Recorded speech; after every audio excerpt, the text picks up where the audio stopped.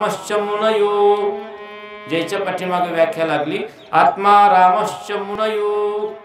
एवढे उच्च कोटीला गेलेले महात्मे एका सेकंदात असे खाली आदळल्या गेले.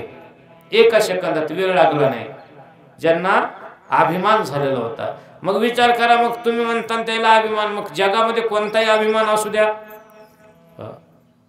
कोणाला ज्ञानाचा अभिमान असेल, कोणाला धनाचा अभिमान असेल, कोणाला रूपाचा अभिमान असेल, कोणाला कशाचाही अभिमान असू द्या, जर अभिमान पाठीमागे लागला तर ती व्यक्ती एका सेकंदात नष्ट होते, उंचावरून खाली पडते.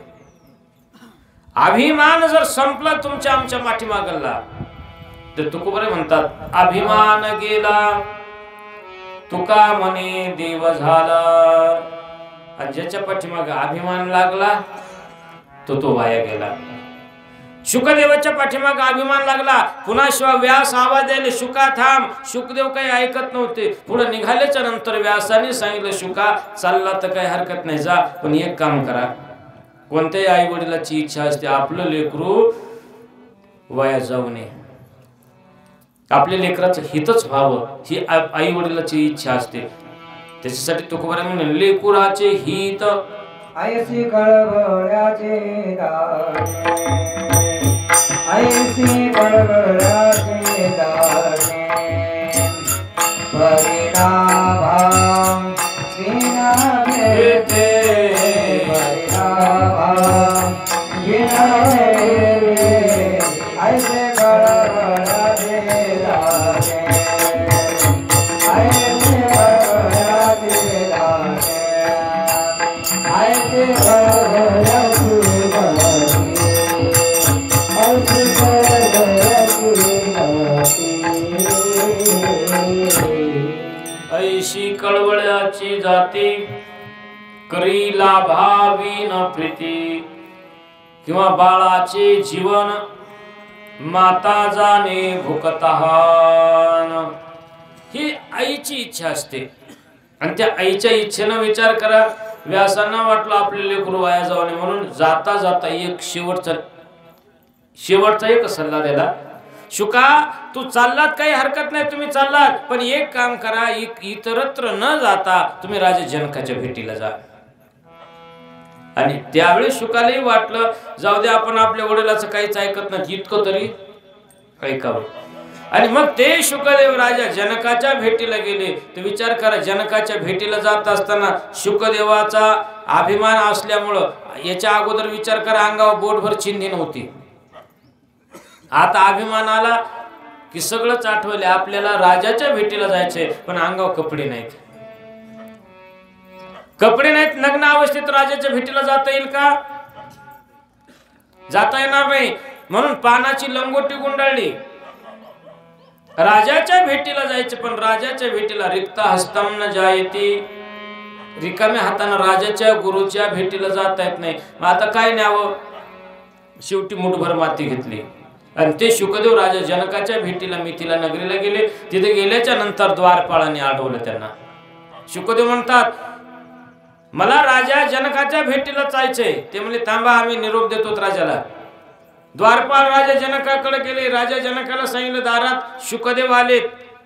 राजा जनकानं सांगितलं शुकदेवाला सांगा संगम त्यक्त्वा सुखी भव, संघाचा त्याग करा सुखी होतात.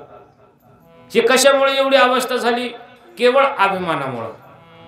अहमपणा जे आला, गर्व जे आला, त्या अहमपणामुळे ही शुकदेवाची अवस्था झाली. मग त्यावेळेस शुकदेवाला एक दिवस नाही, तिथं पुन्हा निरोप पाठवला, पुन्हा ते सांगितलं, पुन्हा निरोप. असे 7 दिवस शुकदेव राजा जनकाच्या दरबारात उभं टाकले.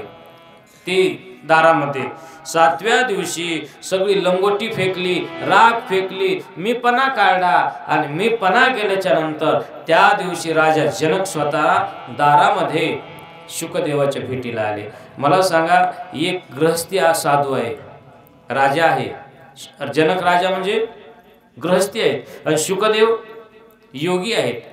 मग योग्याचे गुरु जे जनक राजा आहेत, मग आता गृहस्थी किती श्रेष्ठ असावा? राजा जनकाला किती बायका होत्या? 1200 स्त्रिया होत्या, पण 1200 स्त्रियाचा पती पण एका योग्याचा गुरु बनतो, एका योग्याचा गुरु बनतो. तर राजा जनकाचा अधिकार पहा. एकदा याज्ञवल्क्य ऋषींचं भागवत सप्ताह जनकाच्या नगरीत चालू झाला. आता राजा जनकाच्या नगरीत भागवत सप्ताह, राजा जनक जे योग्याचे गुरु बनले, तर राजा जनकाची पात्रता काय हे तुम्हाला सांगतो. एकदा सर्वजण भजन करा. भजन केलं म्हणजे राजा जनकाची पात्रता तुम्हाला कळेल.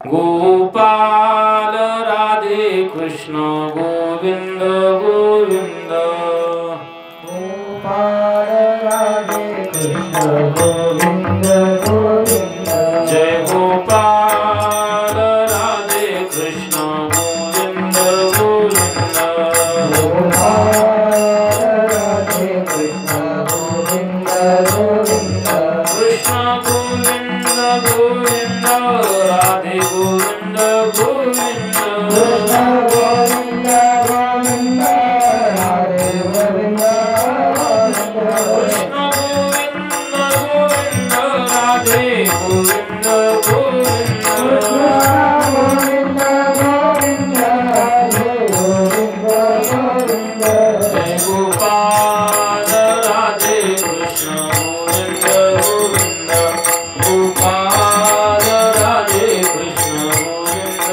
गोविंद,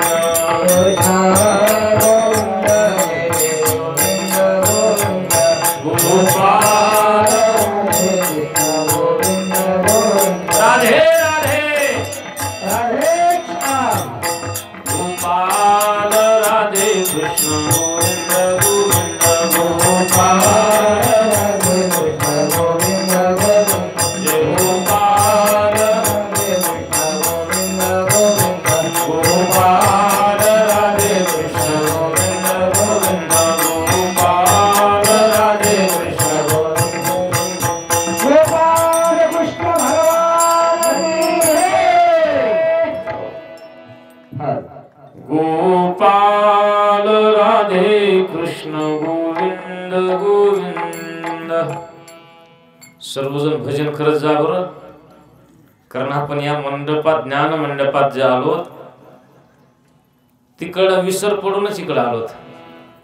आपल्याला जायचंय पुन्हा, पण इथं आहे तोपर्यंत सर्वांनी चिंतन करा, कारण चिंतनासाठीच आपण एवढा अमूल्य वेळ या ठिकाणी दिलेला आहे. आणि हाच वेळ आपल्या खऱ्या अर्थानं जीवनामध्ये सर्वश्रेष्ठ आहे. त्यासाठी विचार करा. राजा जनकाकडे याज्ञवल्क्य ऋषी भागवत कथा सांगायला होते. भागवत कथा सांगत असताना राजा जनकाला रोजही काय व्हायचं, जरा थोडा वेळ लागायचा. आणि अशी कथा सुरू झाल्याच्या नंतर जरी सगळे आलेत मंडपात, श्रोते मंडळी आले, पण राजा जनकाला यायचा वेळ लागायचा.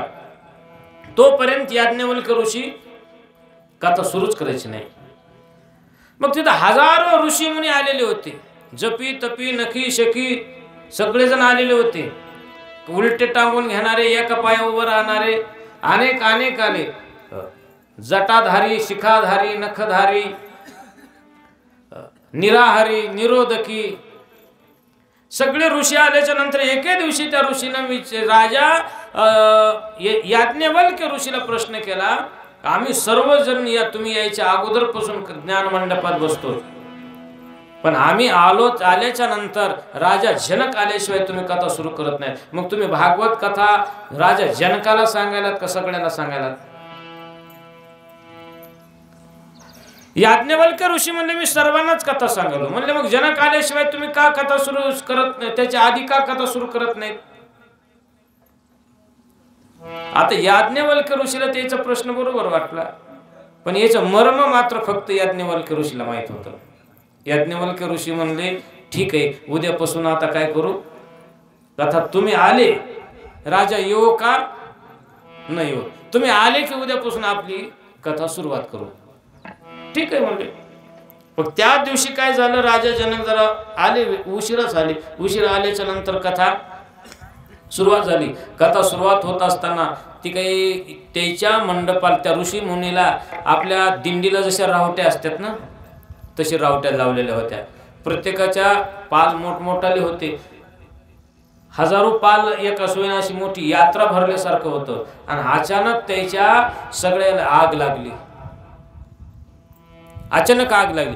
ती आग एवढी विस्तीर्ण झाली त्या ज्ञान मंडपापर्यंत आग आली आणि त्या कथा मंडपाला आग लागल्या बरोबर सगळे ऋषी मुनी आपापला जीव घेऊन जे लागले पळायला.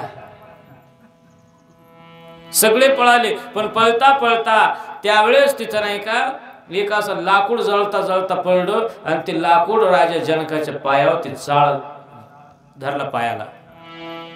राजा जनक कथा ऐकायले त्याज्ञवल्क्य ऋषी सांगायले त्या अग्नीनं राजा जनकाचा पाय जाळायला सुरुवात केली.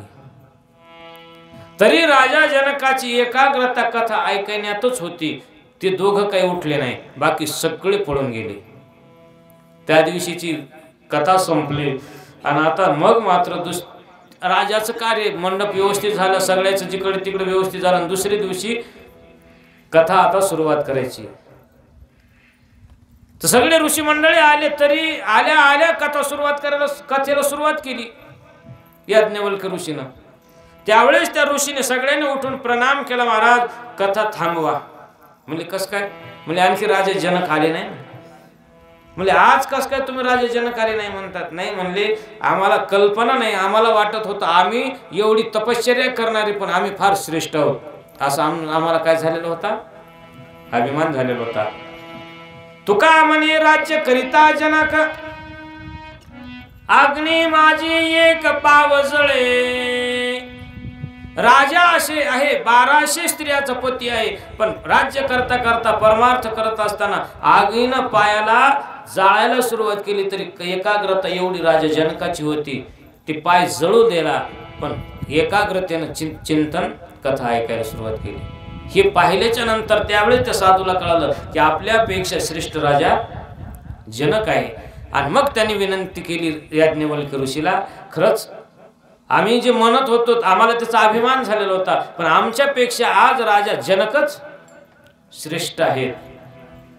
मग त्यासाठी विचार करा, ही राजा जनकाची जी शक्ती आहे त्याच्याने योग्याचे गुरु बनले राजा जनक. आता योग्याचे गुरु बनले त्यानंतर तिथून राजा जनकानं उपदेश केल्याच्या नंतर शुकदेव तिथून निघाले. गंगेच्या काठावर 12 वर्षपर्यंत शुकदेवांनी आपला आश्रम निर्माण केला आणि त्या ठिकाणी राहू लागले. कालांतरानं व्यासाचे शिष्य काय झाले, त्या बद्रीनारायण त्या हिमालयामध्ये समिधा आणण्यासाठी जायचे.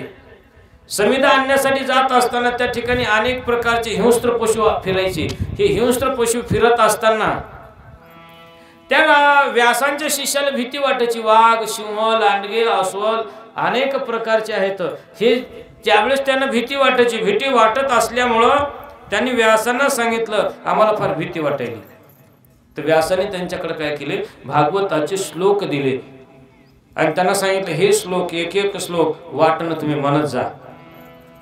हे जर श्लोक तुम्ही वाटण म्हणत गेलात, वाघ जरी तिकडून जवळ आला तर ते तुमच्यावर चाल करणार नाही, तर तुमच्या बाजूने जाईल पण तुमच्याकडे वाघ सुद्धा येणार नाही. एवढी शक्ती एका एका श्लोकातील एका एका शब्दामध्ये आहे. म्हणून हे सर्वश्रेष्ठ भागवत महात्म्य.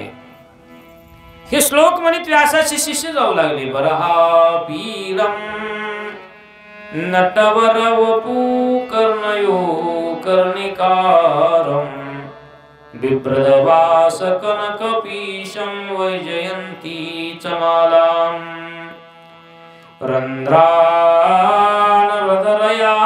पुरयन गोपवृन्दे वृन्दारण्यं स्वपदगर्मणं प्राविशद गीतकीर्ति. गोपाल कृष्ण भगवान हे श्लोक ज्यावेळेस म्हणू लागले, शुकदेवानी सकाळी सकाळी स्नान केलं, नेमकं समाधीत बसायचे. हे श्लोक ऐकायले. ऐकता ऐकता श्लोक ऐकता ऐकता समाधीत बसायचं पण एवढे हे श्लोक गोड वाटायले. शुकदेवाला समाधी उत्थान केले, उठून बसले आणि त्या शिष्यांजवळ गेले आणि त्यांना नमस्कार केला. शुकदेवानी तुम्ही हे जे श्लोक म्हणतात हे कोण सांगितले?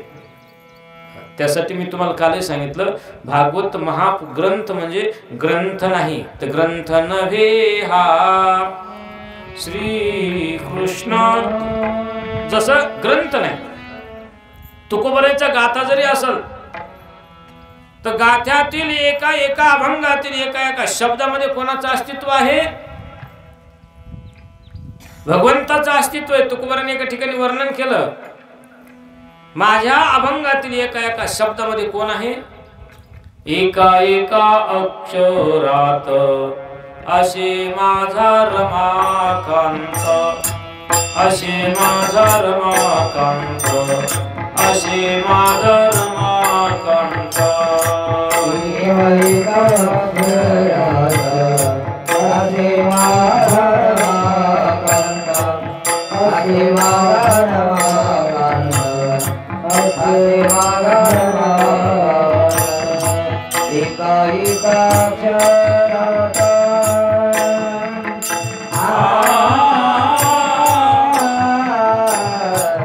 एका एका अक्षरात असे माझा रमाकांत, असे माझा रमाकांत, असे माझा रमाकांत. एका एका अक्षरात असे माझा रमाकांत. एका एका अक्षरामध्ये माझ्या भगवंताचं अस्तित्व आहे. तसं या भागवत महाग्रंथातील एका एका श्लोकातील एका एका शब्दामध्ये भगवान श्रीकृष्णाचं अस्तित्व आहे. म्हणून तर हे भागवत महापुराण प्रत्येक जीवाला काय करते? आकर्षित करते. एवढी शक्ती या महापुराणात आहे. ते शुकदेवाने ऐकल्याबरोबर शुकदेवाने समाधी उत्थान केली आणि समाधी उत्थान केल्याच्या नंतर शुकदेवाने प्रणाम केला त्या शिष्याला. कोण आहेत तुम्ही? आम्ही व्यासांचे शिष्य आहोत. हे श्लोक कोण सांगितले? म्हणजे आम्हाला भगवान व्यासांनी सांगितले. मला सांगा म्हणजे तुम्ही चला आश्रमात. ज्या वेळेस शुकदेव सर्व आपली समाधी उत्थान केली ना, उत्थान केल्याच्या नंतर आश्रमात आल्याच्या नंतर व्यासाला नमस्कार केला. व्यासाला तितका आनंद वाटला हो. 12 वर्षाच्या नंतर लेकरू आपलं परत आलं. जवळ धरलं व्यासाने, डोक्यावर हात फिरवायले, पाठीवरून हात फिरवायले. किती प्रेम लेकराबद्दल, पक्षाला किती प्रेम लेकराबद्दल, प्राण्याला किती. तर विचार करा, व्यासाला तर त्याच्याही लेकर, व्यासालाही त्याच्या लेकराबद्दल प्रेम. आणि मग शुकदेवानी नमस्कार केल्याच्या नंतर शुकदेव म्हणतात, बाबा तुम्ही जे या शिष्यांना जे श्लोक आहेत ते श्लोक मला शिकायचे. कारण मग तीच व्यासांची इच्छा होती. आणि हे परिपूर्ण 18,000 श्लोकाचं भागवत महापुराण कथा भगवान व्यासाने शुकदेवाला परिपूर्ण अवगत करून दिली. आणि तीच शुकदेवांनी कथा व्यासाकडून अवगत केल्याच्या नंतर राजा परीक्षितीला सांगितली. आणि तीच कथा आता आम्ही या ठिकाणी श्रवण करत आहोत. गोपाल कृष्ण भगवान. आणि अशा प्रकारची ही कथा वर्णन करत असताना भगवान व्यासांनी असं वर्णन केलेलं आहे. सुतवाच ब्रह्मा नद्यां सरस्वत्याश्रम पश्चिम तटे शाम्या प्रासेति प्रोक्तम ऋषीणां सत्रवर्धना तस्मिन् स्वाश्रमे व्यासो बद्रीशन्नमण्डिते आशीनोप उपस्पृश्य प्राणी दद्धो मनस्वयम् भक्ति योगेन मनसि सम्यक् प्रणीहिते अमले अपश्यत् पुरुषं पूर्वमायां सतदपाश्रयाम्. अशा प्रकारे व्यास त्यांच्या आश्रमामध्ये शाम्याप्रास या ठिकाणी असताना सूत ऋषी वर्णन करतायत. व्यासाने जे भागवत महापुराणाची कथा वर्णन केली, अशा प्रकारे ही कथा कालांतराच्या नंतर शुकदेवांना सांगितली. शुकदेवांनी ही कथा राजा परीक्षितीला सांगत आहेत. सांगत असताना कथेला सुरुवात करत असताना भागवत महापुराणामध्ये भगवंताच्या अनेक अवताराचं वर्णन केलेलं आहे.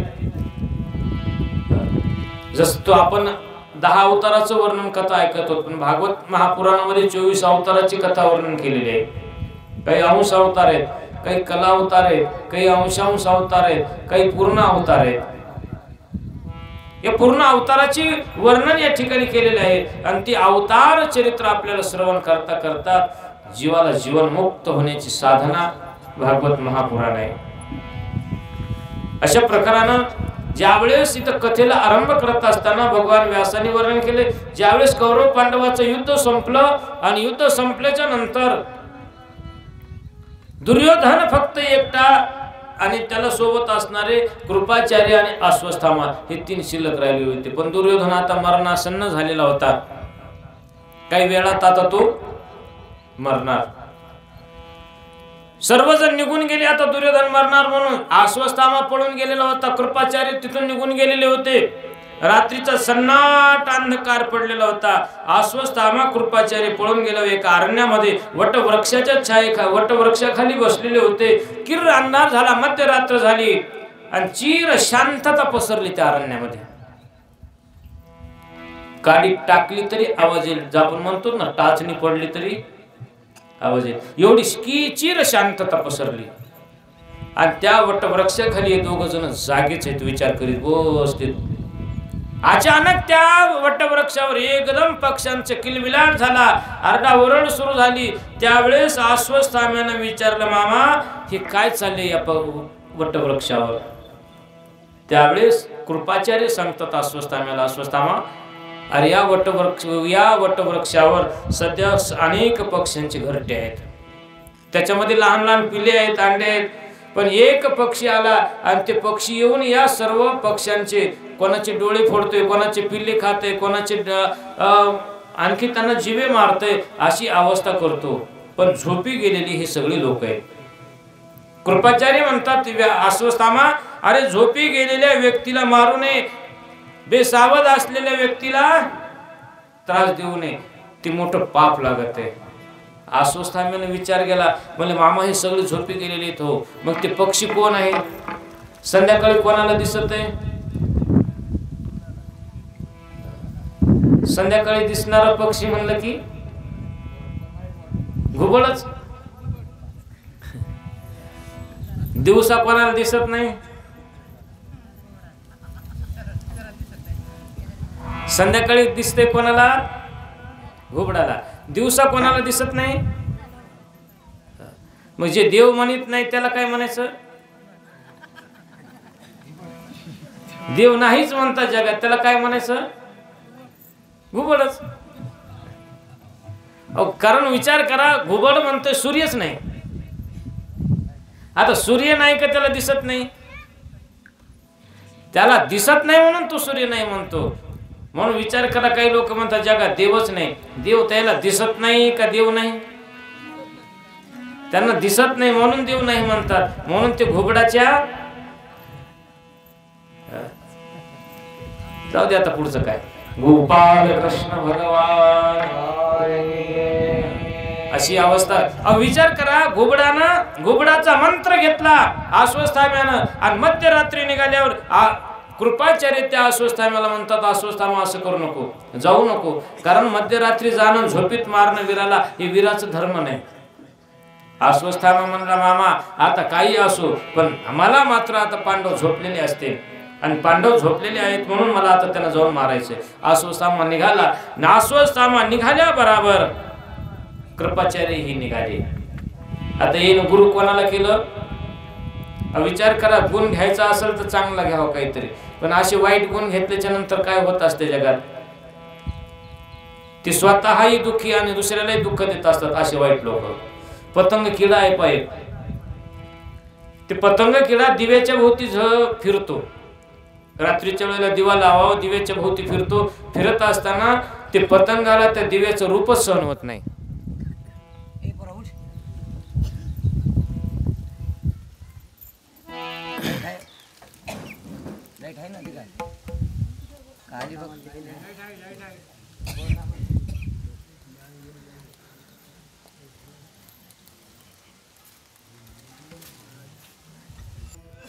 राधे राधे गोविंद गोपाल राधे राधे गोविंद गोपाल राधे राधे राधे गोविंद गोपाल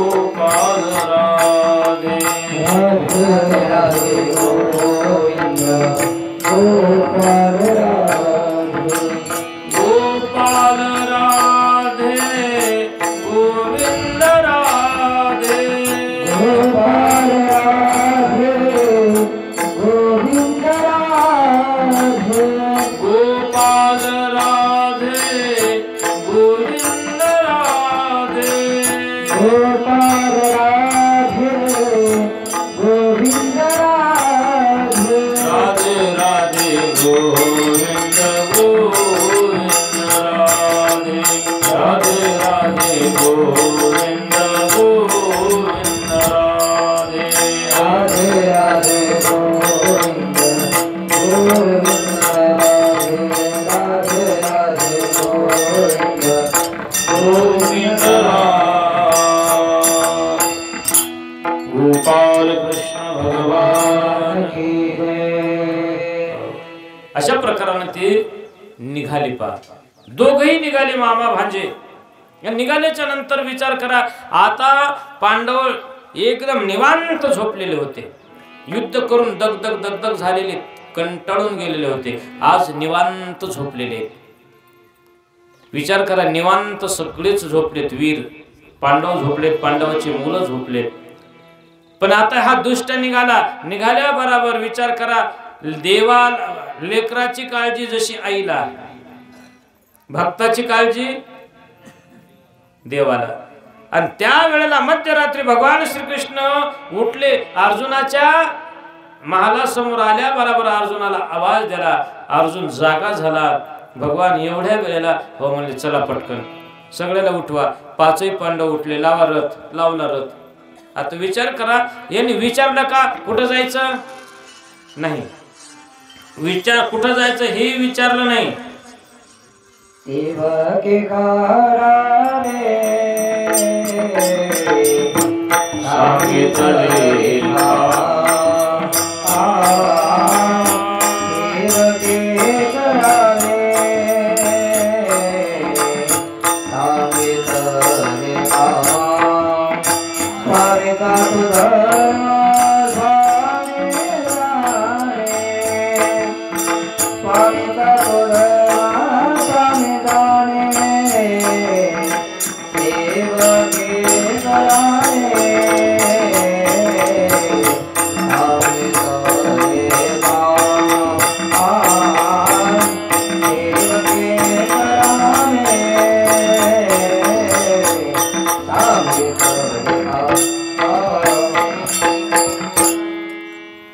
गोपाल कृष्ण भगवान शिव के करावे सांगितले काम स्वामीचा तो धर्म स्वामी जाणे चला म्हणले निघाले ते कधी बारा खपल्या काढायचे नाही तर आपल्यासारखं म्हणलं की चला म्हणलं की एवढ्या वेळेला कायच आहे आताच काय काम आहे जाऊ ना थोड्या वेळानं सकाळी जाऊ सकाळी गेलं तर काय फरक पडायला अनेक भानगडी आपण लावतो पण पांडवांनी कधीच देवाच्या समोर भानगडी लावायचे नाही चला म्हणले की निघाले म्हणून विचार करा पांडव हे भगवंताचे आज्ञाधारी भक्त होते आज्ञाधारी भक्त होते म्हणून द्वारकेचा राणा पांडवा घरी विनाकारण देव राहत असतो का कोणाच्या घरी राहिला रिकाम आहे का भगवान पांडवाच्याच घरी राहिले दुर्योधनाकडे का थांबले नाही पांडवाकडे राहण्याचं एकमेव कारण होतं पांडव आज्ञाधारी होते नम्रता होती पांडवाकडे म्हणून त्या ठिकाणी भगवान आलेले आहेत उठले सगळे पाच पांडव रथ लावला निघाले तितक्यात भगवान म्हणले अहो तुमच्या मुलाला बोलवा मुलाला उठवल्याच्या नंतर मुलं म्हणले काय चाललंय एवढ्या वेळेला कुठं जायचंय अहो म्हणले चला भगवान चला म्हणाले चला म्हणल्याच्या नंतर मुलं म्हणले देव काही म्हणतात चला म्हणले की चला बसा म्हणले की बसा उठा म्हणले की उठा इतक्या दिवसापासून आम्ही युद्ध करून थकून गेलो तर आम्हाला झोपू द्या जायचं तुम्हाला जा निघून पांडव उठले निघून गेले भगवान म्हणतात जे व्हायचं ते चांगल्यासाठीच होत असते पांडवाची मुलं गेले नाही पांडव निघून जाणं नेमकी या मुलाला झोप लागणं आश्वस्थामा येणं आश्वस्थाम्यानं आधीच येत असताना तलवार या हातात आणली होती पण त्या तलवारचं नावच आहे काळ खड्ग ते काळ खड्ग घेऊन आला आणि काळ खड्ग घेऊन आल्याच्या नंतर किर चिर शांततेमध्ये झोपलेले खूप दिवसाची झोप नव्हती असे झोपले निवांत गेल्या गेल्या अस्वस्थ आम्हाला वाटलं पाच पांडवाचे मुलं पांडवासारखे दिसू लागले हेच काही की पाचही पांडव तलवारीनच मुंडके तोडले त्याचे 5 जणांची हत्या केली अनेक वीर मारले आणि संहार केला तोपर्यंत पांडव तिथं नव्हते, भगवानही नव्हते. या हस्तिनापूर नगरीमध्ये अत्यंत शोक पसरला, दुःखाकुलित सगळं हस्तिनापूर झालं. द्रौपदी टाहू फोडून रडत आहे आणि या रडणाऱ्या द्रौपदीकडं सकाळी सकाळी ही पांडव परत आल्याच्या नंतर या अश्वत्थाम्यानं पांडव समजून 5 मुंडके घेतले. पळत पळत दुर्योधनाच्या ठिकाणी गेला, कुरुक्षेत्राच्या ठिकाणी, आणि दुर्योधनाला म्हणतो, दुर्योधना अरे उठ, तुझ्या शत्रूचा मी संहार केलाय, पहा एकदा डोळ्यानं, आणि एकदा डोळ्यानं पाहून तुझ्या मनाला समाधानी होईल. दुर्योधन कुथत होता, कणत होता, अंतकाळच्या वेदना देत होता. तरी दुर्योधन म्हणला, अरे अरे अरे, पांडवाला मारणारा आणखी वीर जन्माला आलंच नाही, शक्य नाही हे. अरे म्हणला मित्रा पहाय. दुर्योधनानं कुतत कुतत डोळे उघडून पाहतो तर पांडव नसून तितक्याही दुःखाच्या अवस्थेत दुर्योधनाला समजलं हे कोण आहेत, पांडवाची मुलं आहेत. अरे अरे म्हणला, तू आजपर्यंत माझा मित्र होता अश्वत्थामा, पण आजपासून तू माझा मित्र नाही. आमच्या कुळाचा नाश केलास तू, आमचं कुळ संपवलं. पांडवाला मारलं असतं तर मला त्याचा आनंद होता, पण पांडवाच्या मुलाला तू मारलं. आजपासून तू माझा शत्रू आहे, मला तोंड दाखवू नको तुझं. आता विचार करा, आज जीवलग मित्र आज शेवटच्या क्षणाला म्हणते मला तोंड दाखवू नको. इकडे मित्रही रागावला आणि इकडे आता पांडव सुद्धा रागावलेच. अश्वत्थाम्याला धरणीमाय जागा देत नव्हती, कुणीकडे पळावं. तितक्या वेळात सर्व पांडव आपले हस्तिनापूर आल्याच्या नंतर पांडवाला कळालं आपल्या मुलांची हत्या झाली, अनेक वीर मरण पावले. हे दुःख पाहून भीम आणि अर्जुन रथात बसले, भगवान श्रीकृष्ण आणि तिघजण निघाल्याच्या नंतर अश्वत्थाम्याचा शोध घेऊ लागले. शोध घेत असताना दुरूनच पाहिला अश्वत्थाम्यानं, हे माझ्याकडे यायले. ब्रह्मास्त्र घेतला आणि त्या अर्जुनावर टाकलं. पण देव सोबत असल्यामुळं कशा प्रकार असला कोणतंही अस्त्र येऊ द्या, पांडव जे काही मेले नाही ना युद्धामध्ये, पांडवाला जे विजय प्राप्त झाला का, याचं कारणच एवढं होतं. देव उभा मागे पुढे, उगवी कोडे संकट. भगवान आहेत ना तिथं, देव ज्याचं रक्षण करणार आहे, मागे पुढे उभा राही सांभाळीत, अलिया आघात निवाराया. आघात निवारण करणारा तो परमात्मा आहे. मग ज्याचा सखा हरी त्यावरी विश्व कृपा करी. देव सखा आहे, त्याच्यासाठी वर्णन केले नाही, माझा देव सखा पांडुरंग. कारण का तो सखा आहे. मग त्या पांडव ज्यावेळेस पांडवाचं ते ब्रह्मास्त्राचं निवारण केलं आणि ते ब्रह्मास्त्राचं निवारण केल्याच्या नंतर अश्वत्थाम्याला धरलं.